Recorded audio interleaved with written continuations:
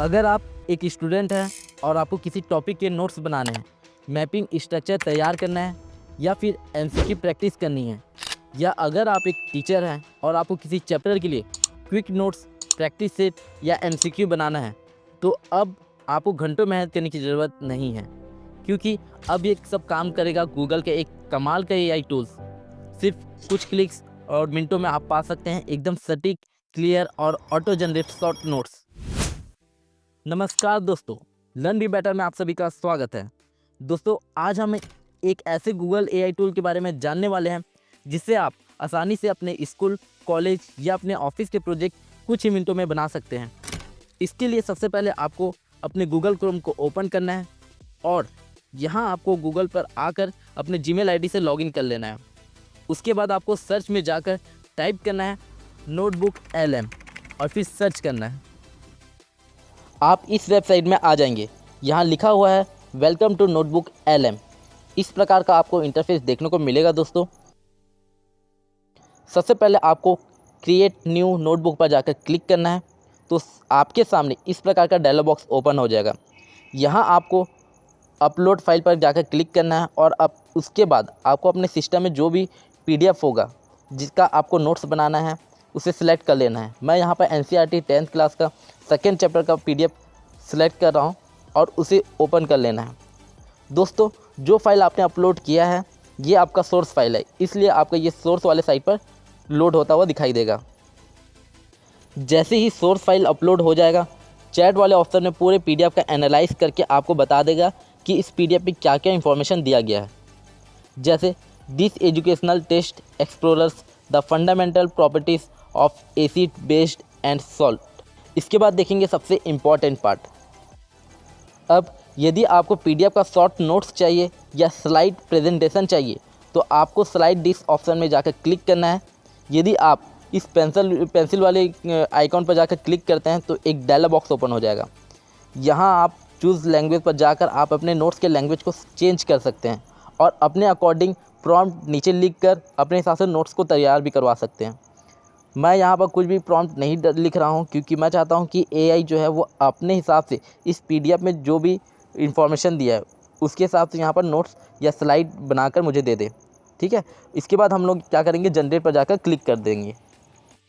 अब आप देख सकते हैं इसके नीचे side generating slide disk load हो रहा है। दोस्तों, ये लोड होने में थोड़ा ज़्यादा समय लेता है, बट आपको पेशेंस रखकर थोड़ा वेट करना है। कुछ देर बाद ये जनरेट होकर रेडी हो जाएगा।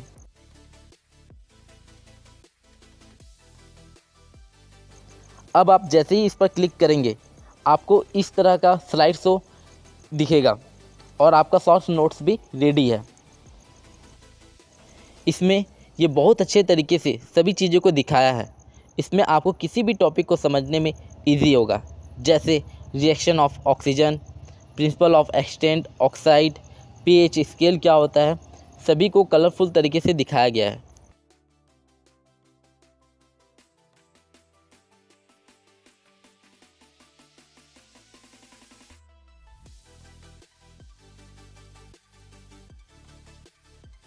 दोस्तों, आप इसे फुल स्क्रीन भी कर सकते हैं और स्लाइड शो प्रेजेंटेशन भी देख सकते हैं।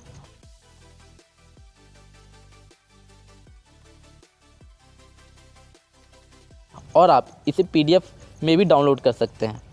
इस तरीके से आप बहुत ही अच्छा और सुंदर और सटीक नोट्स बना सकते हैं।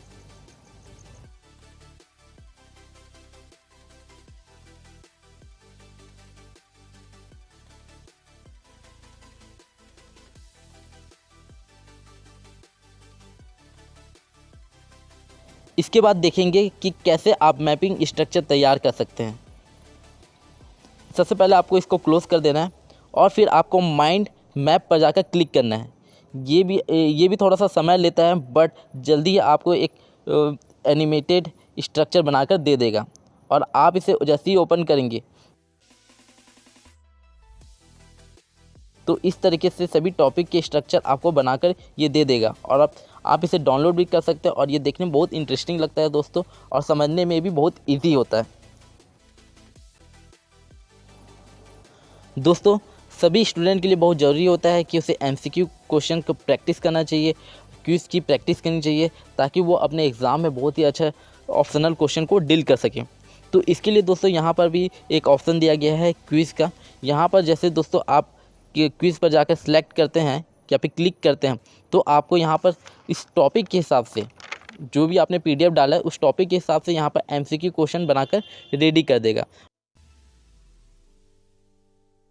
मैं जैसे यहाँ पर क्लिक करता हूँ तो आप देखेंगे कि यहाँ पर जो भी क्वेश्चन आया रहा है, इसका मैं गलत आंसर देते जा रहा हूँ। आपको यहाँ पर पढ़ के उससे सही आंसर देना है, ठीक है। मैं यहाँ पर आपको केवल दिखाने के लिए यहाँ पर क्लिक करता जा रहा हूँ। तो देखो यहाँ पर जितने भी मैं आंसर क्लिक कर रहा हूँ, जो भी गलत आंसर उसमें रेड आ जा रहा है और क्या सही आंसर है वो आपको यहाँ पर दिखा दे रहा है।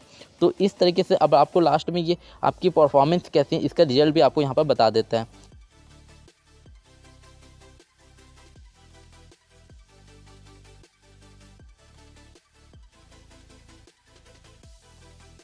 तो इस तरीके से दोस्तों स्टूडेंट अपने यहाँ पर MCQ प्रैक्टिस कर सकते हैं।